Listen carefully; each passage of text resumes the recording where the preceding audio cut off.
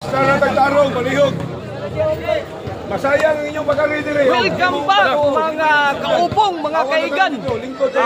Another day, another bakbakan action right here at the epicenter of the one-on-one basketball game here in San Roque Court at Barangay Quiyot.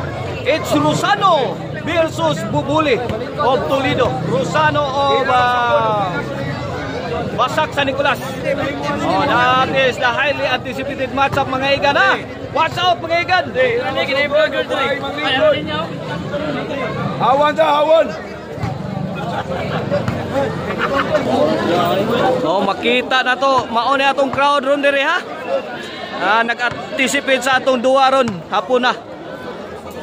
Rosano versus Bubuli.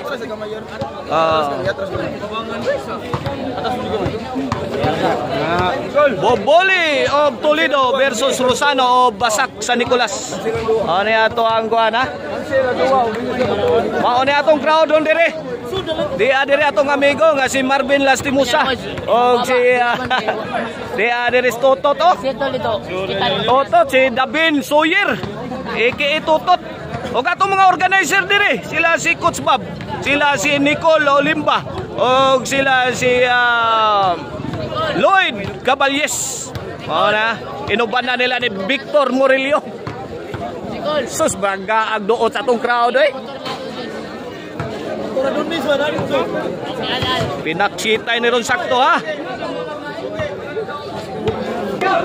Okay, mga kaupong, mga kaigan, let's go na! This is the main event of the afternoon. It's Bulili against Rosano. Bulili of Toledo versus Rosano of Basak San Nicolas.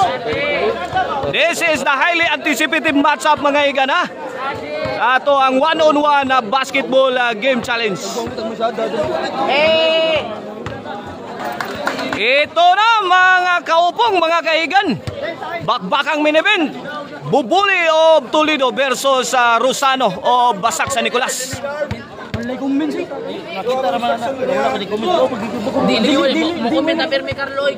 O na niya atong main event matchup mga kaigan ha. Bubulis ball. Bubuli dribbling. Pulls up. No good. Turn around is Bubuli, defended by Rosano. Foul spotted by referee Coach Bob Alvarado.